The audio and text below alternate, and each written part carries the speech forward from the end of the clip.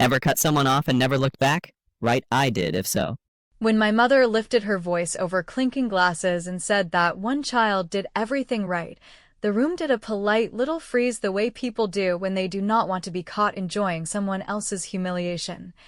And I felt that familiar heat crawl up my neck, not because her line was new but because she chose to perform it for an audience like she always did, so I smiled as if it rolled right off me, pushed my chair back without scraping the floor, and walked down the hall to the entry table where I had placed, very deliberately, a folded Sunday paper I had picked up before anyone woke, slid it under my arm, and came back to the dining room with that same quiet smile, because if she wanted a show then fine. I would give her one she could never direct again. I stood behind my chair and let the silence work for me, which nobody expected because I was always the one who explained, defended, apologized, softened, did that pathetic little dance to keep the peace. And I could feel every woman at the table measuring the situation the way people do when they want the gossip, but do not want to risk looking cruel, while my sister Lauren stared at me like I had just picked up a live wire, and my mother, God bless her talent for cruelty disguised as concern, said that we were only joking and that I should sit down before the quiche got cold, as if food could fix the years she had spent announcing my shortcomings like church bulletins pinned to a corkboard. I stayed standing because sitting is surrender, and I said, in the calmest voice I have ever used in that house, that if we were doing public announcements today, then I had brought one of my own, and I set the newspaper on the table face down near the fruit bowl. Not dramatic, not loud, just there like a fact, and I watched the women lean forward a fraction as if pulled by a magnet, and I could almost hear the tiny calculation in each mind, that little equation of whether this would turn into a story worth retelling at their next brunch or whether they should start talking about their garden instead. My mother laughed that pinched laugh she uses when she wants to pretend she is above the mess she made, and she said that there was no need for theatrics because we were among family, although every person in that room knew that with her the audience was the whole point. And I answered that I agreed completely, which is why I had put the performance budget to zero, no flowers, no slideshow, no ribbon cutting, only a single sheet of paper and a sentence I would say one time and one time only. And if they missed it, that would be their problem, not mine, and when I said that my hands finally stopped shaking, I did not open the paper, because that would have given her the satisfaction of timing the reveal with one of her little sighs, and I have learned that nothing bothers a controlling person more than having the tempo stolen, so I let it sit. And while it sat, I reminded the table in a calm, steady way that I have been listening to the same script since middle school, the one where Lauren was the easy one and I was the complicated one, where Lauren was tidy and I was a mess, where Lauren had a plan and I had an attitude, and that I was done submitting to reviews from people who would never read a full page if it did not have their name on it, and I could see a flicker in Lauren's face that told me even she was tired of playing perfect. My mother tried to cut in with that syrupy voice that ruins perfectly good waffles, saying that I misunderstood her and that she only meant to celebrate our different strengths. And I said I appreciated the rewrite, but the original script was already in circulation, and if we were going to keep ranking children like grades on a report card, then at least we could use current data, which is what I brought. And when I said that, I slid the paper a few inches toward her but kept my hand on it the way you keep your hand on a door you are not sure you want to open, and the room went quiet again, but this time the quiet felt like mine.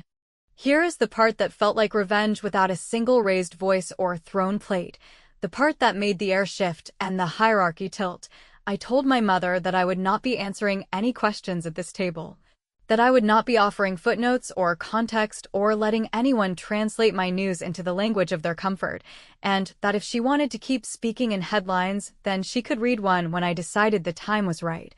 because I was done feeding her applause machine with my explanations, and then I tucked the paper under my arm again, said I would fix a fresh pot of coffee, and walked toward the kitchen with half the room's curiosity following me like a tide,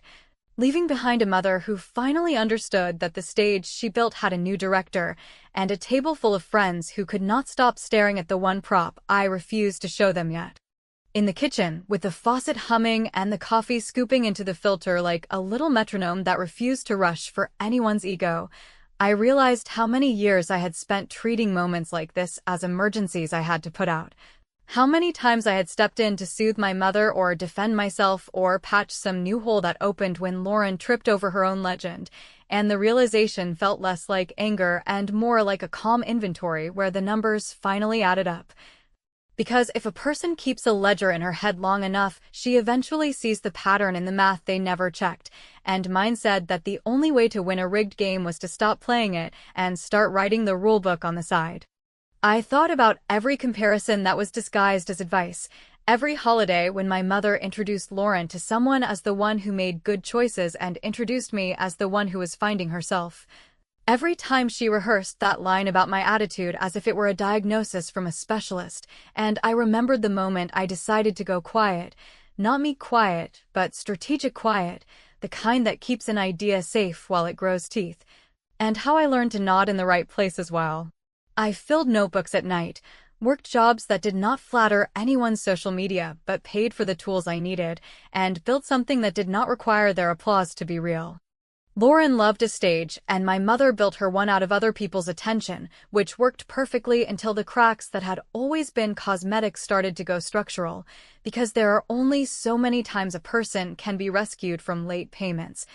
vanished deposits, and one more opportunity that needed a bridge loan before even the most loyal chorus gets tired, and I will not pretend I did not feel a small mean satisfaction when I watched my mother pretend she did not know who sent that panic text, because I had been in those rooms, I had been the one told to be supportive, and I had swallowed my explanations until they turned heavy enough to be useful. So I made coffee with slow, stubborn confidence, and I took the long way back to the dining room, and while I walked I thought about the calls I had placed over the past year to editors who did not care about our family's rankings, but cared about verifiable facts. About bank statements and records and interviews and the kind of work that does not photograph well but builds something you can point to without flinching, and how careful I had been with confidentiality and timing and proof, because nothing ruins a reveal like shaky ground under it, and I refused to do my mother's work for her by bringing drama when I could bring receipts that stood on their own. I poured coffee into the big white mugs my mother keeps for guests she wants to impress, and I set them down with the patience of a person who knows the clock is her friend.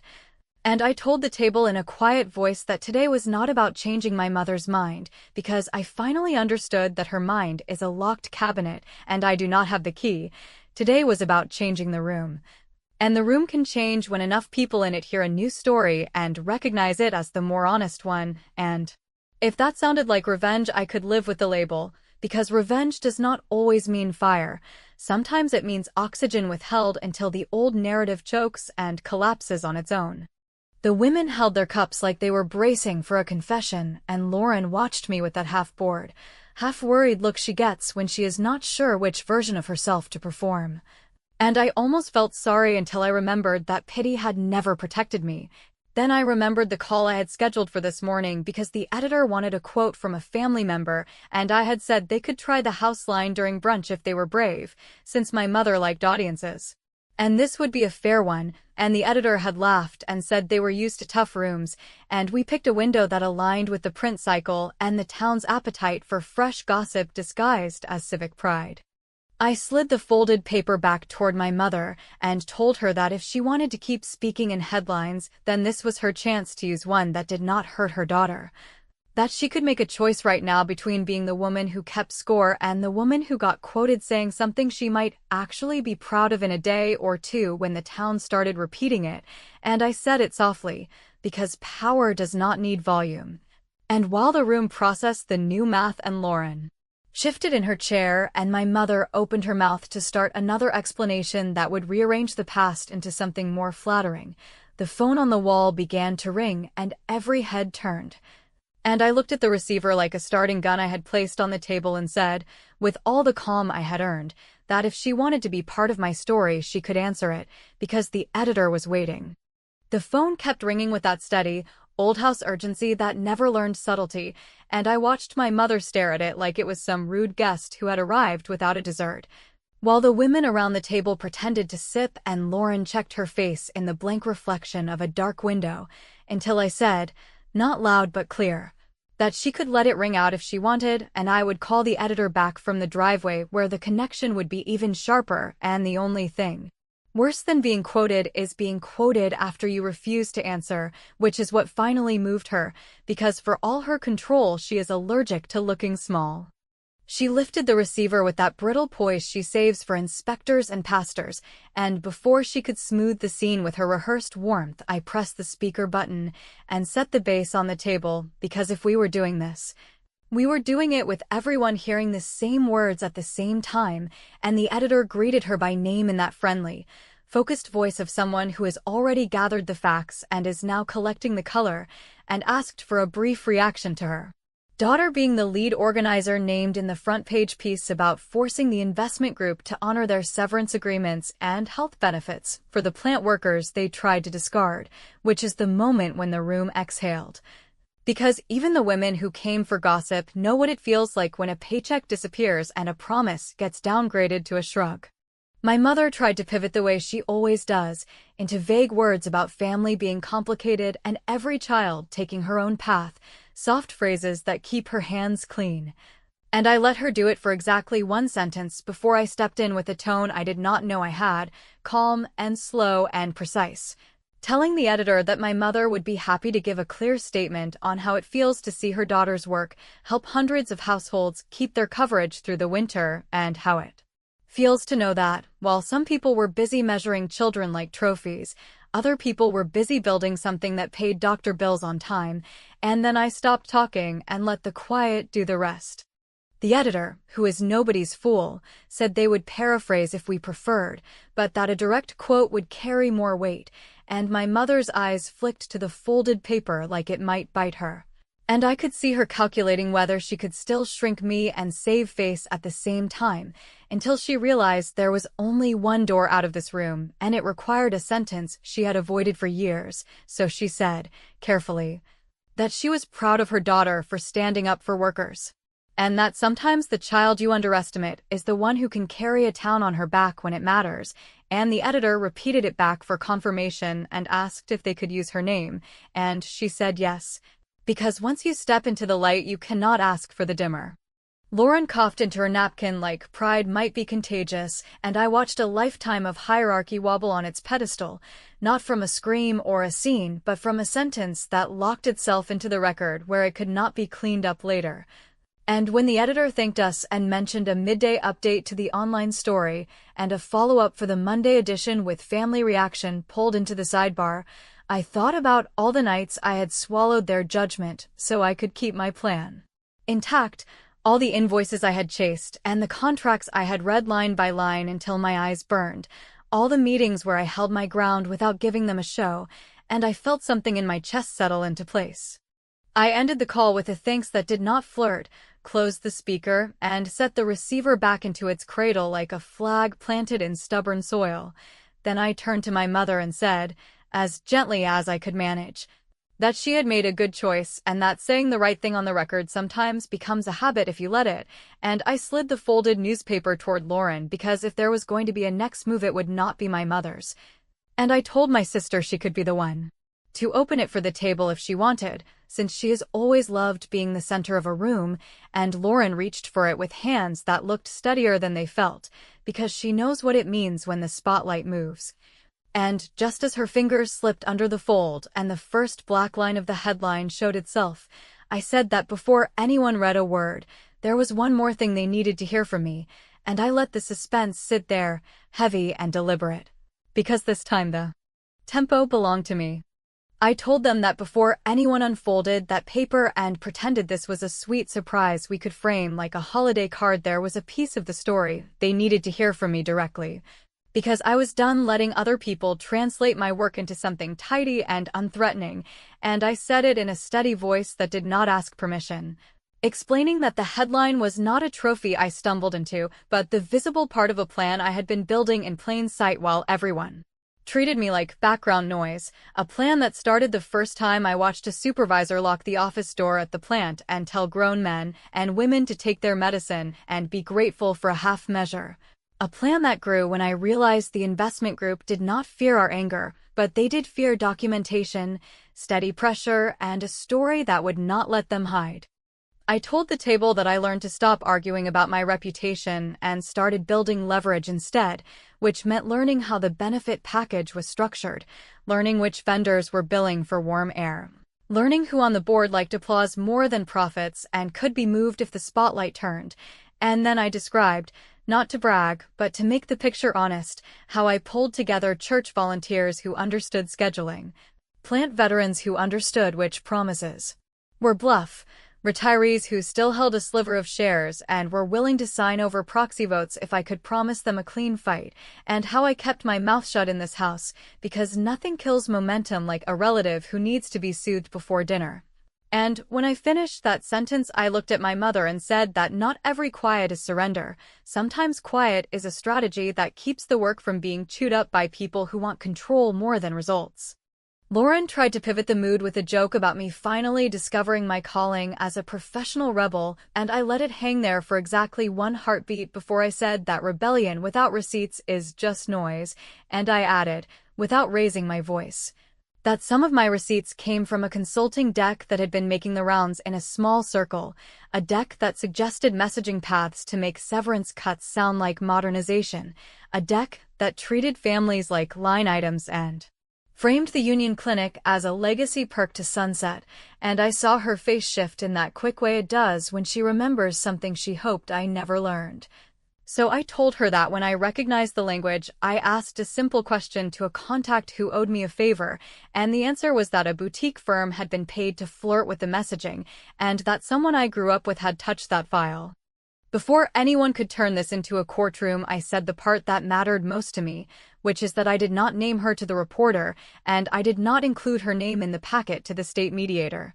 Because protecting the workers did not require burning my sister on paper, and because I am not interested in public blood when a clean correction will do. But I also laid a sealed envelope on the table and said that inside were the unredacted slides and email headers with timestamps, not to threaten her but to make clear that I am no longer the person who swallows hard so other people can keep pretending, and that if she wanted to stand in this room and posture about who does everything right,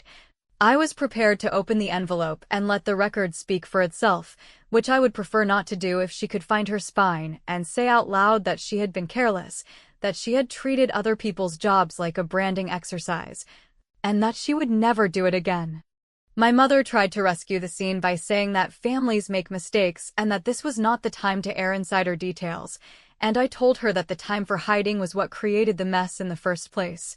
that the investment group counts on people like us to whisper instead of insist, and that today we would do something different, because the story had already gone live online with her quote in it, and the Monday print would carry a sidebar about community response, which meant we had a small window to decide whether this house would be on the right side of its own history or whether we would be the last people in town to admit what everyone else already knew, and I watched her look at the envelope like it might be hot. And I let the quiet show her that I was not bluffing and that the room could feel the shift. Then I did the part that felt like justice without spectacle, the part that put a clean line under years of being measured and found lacking, because I picked up the paper, slid it to Lauren, and asked her to read the last paragraph under the fold where the credit list named the organizing committee and thanked the anonymous internal source who had provided consultant materials that clarified intent. And I said that the anonymity was hers to keep if she wanted to stop pretending she did not recognize her own words, and I looked at my mother and told her that she could be the one to invite Lauren to make it right, that she could stop ranking her children for sport and use her voice to tell her favorite that grown women fix what they break. And while they both sat there caught between pride and panic, the doorbell rang with that blunt, unavoidable sound, and through the glass I could see shapes on the porch and a camera strap catching on the railing, and I said that this was the next part of the plan, arriving right on time, because the photographer wanted a quick shot to run with the update, and the plant committee was here to drop off a thank you package addressed to the person quoted as proud. And if my mother wanted to be in the frame, she needed to stand up now, because this picture would live longer than any brunch story, and I was not going to pause the truth so she could decide whether to be seen. Commencement morning began with the kind of quiet that follows a long storm. Not the cinematic silence that suggests perfection, but the grounded calm that arrives when every contingency has been checked twice, and the last choice left is whether to step forward without flinching. So I put on the plain dress I could afford, pinned the borrowed tassel that a friend insisted was lucky, slid the speech pages into the folder the communications director had labeled with my name, and walked toward the arena knowing that the ushers had their copies of the list, that the registrar had sealed the files, that the 2 seats behind the rail were already claimed by the people who had earned them the hard way, and that the only wild card still out there was a pair of familiar voices trying to talk past a rule that did not owe them anything. From the first steps inside, it felt like my entire life had been translated into choreography, a procession line that moved in fits and starts, a staff member who checked my name against a highlight on a spreadsheet, a nod toward the holding area where the keynote speaker and 2 deans waited with small talk and bottles of water, and then the first ripple of applause as the early rows filed in, and somewhere through the concrete and the signage and the layers of doors I heard a sound that I did not need to investigate because I already knew its shape, a raised voice with the tone of aggrieved entitlement explaining that this was all a misunderstanding, that of course their names should be on the list, that of course someone could make an exception for family. And I watched one of the ushers glance toward me with a question in her eyes, and I answered it with the smallest shake of my head, not out of cruelty or revenge for revenge's sake, but because boundaries mean nothing if they evaporate when it becomes inconvenient to hold them. When my row was signaled to rise and the spotlight did its practice sweep across the podium, time compressed into something both razor-sharp and oddly generous, because while I stepped into the light and adjusted the microphone, I could feel the noise from outside recede into a harmless hum that would not cross the threshold, and I opened with the line the dean loved, the one about how not every path to that floor looks like a brochure, and I spoke to the students who had waited tables between exams, who had borrowed shoes for interviews, who had learned to finish assignments on buses and in waiting rooms and under buzzing lights at midnight, and I thanked the people who had carried them when pride was too heavy, naming mentors and classmates and staff with the kind of specificity that tells the truth without ornament, and I left a deliberate blank space where years ago I would have tried to pour a plea for recognition, because I no longer wanted borrowed applause. I wanted accuracy that could stand on its own feet. The speech landed with a sound I had only ever heard from the other side of glass, not the polite applause that fills time between events, but the deep, rolling kind that tells you the room felt the weight you carried and decided to carry it with you for one long honest moment, and as I stepped back from the podium, I caught the faces of the 2 people in my seats, one from the counselor's office and one from the writing center, both cheering with that unpolished, unself-conscious joy that cannot be faked, and the knowledge that they were in those chairs because they had shown up when it counted felt like a circuit finally closing, a clean current running in the direction it always should have run. After the recessional, I followed the route security had mapped out during rehearsal, a quiet corridor that emptied into a service lot where families were not allowed, and I could have kept walking. I could have gotten into the car and left the arena as if the argument outside had never happened, yet I asked the supervisor to pause at the corner where the stone meets the glass, not to perform a victory lap, but to confirm that the story had, at last, rewritten itself, and through the open vestibule I saw them in the posture I knew too well, frustration disguised as righteousness, voices pressing against a policy that did not care about their version of history, and for a beat our eyes almost met across the line that the usher held without raising her voice. And I felt no need to explain, no urge to soften, only a steady gratitude for a system that, when prepared properly, will hold even when the wind rises.